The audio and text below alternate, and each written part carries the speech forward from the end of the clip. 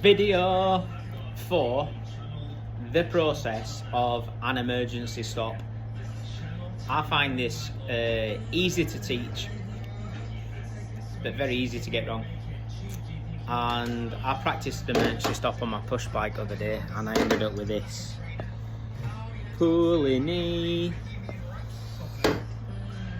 Don't worry, I am a much better instructor than I am mountain biker. And that's why we're getting so many videos at this moment in time, because I can't ride my motorbike and I can't teach. So sorry to everybody that's been affected by my wobbling knee. I will be back at work soon. For everybody else that's interested, we are going to teach you how to do an emergency stop.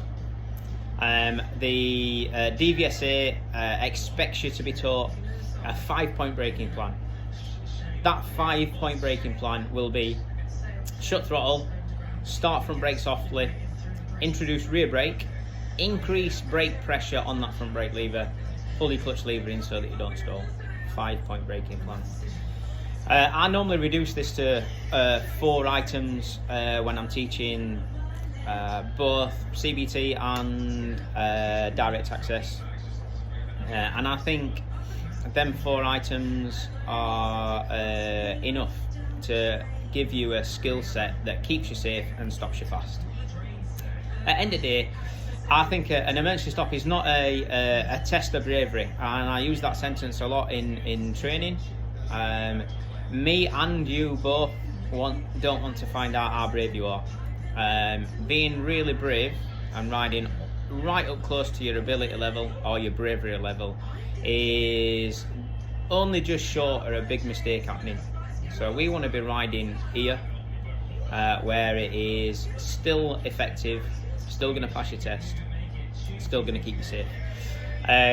So the 4-point plan that I normally teach, same pattern: shut your gas, so reduce the drive that you're having, start your strong brake, which is your front one, introduce your rear brake, which helps that front brake out and reduces engine speed, and then dip your clutch lever at the end so that your motorbike don't stall.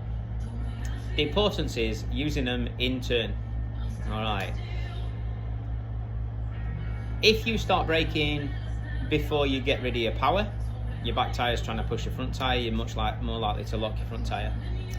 If you start back braking before you finish your front brake, exactly the same problem. Your back tyre and your front tyre are going to be working at different points in that routine, and you're much more likely to skid a tyre, probably your back one in that situation. Alright, so what you want to do is you want to train your body to get the sequence of controls right. That will naturally slow your bike down fast, and what you can do is practice the correct technique. Your stopping distance will reduce just because you're doing it right.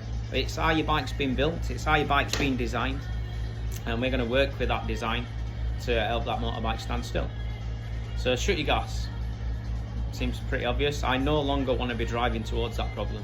So you're going to get rid of gas. That creates engine braking. Yeah, engine braking transfers a little bit of weight to that front tyre, increases the surface area, when that tyre deflects its shape, and it means that we can get the strong brake working, which I'm sure you all know by now is your front one.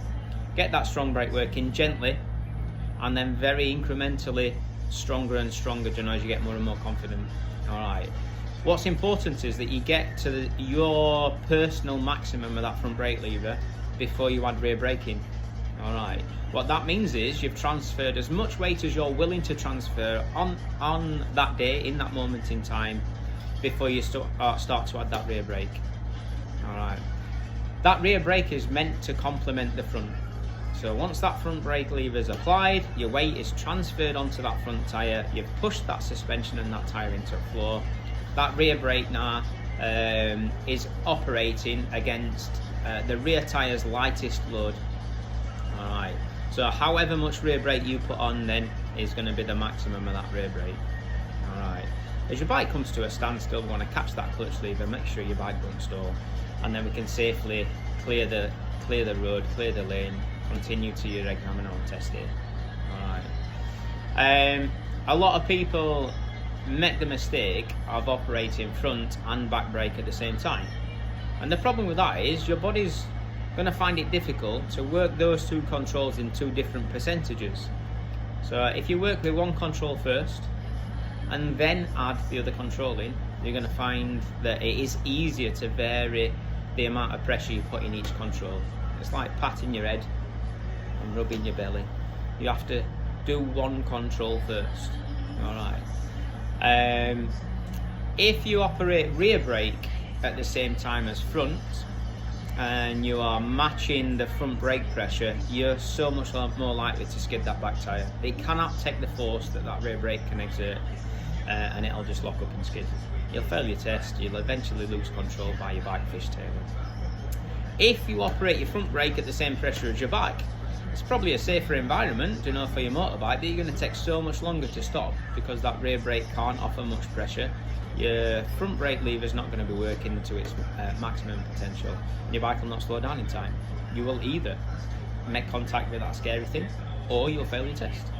Alright, so the 4 points to that braking plan for me personally would be shut front, back clutch. And when you get taught by me, you will also find that there is always a gap in my conversation between front and back. Shut front, back clutch. And that time spent on front brake lever is where you're finding out how much of that front brake lever you can have, you can use, you can work safely. At that point, when you're at your maximum front, then you can add rear. Alright.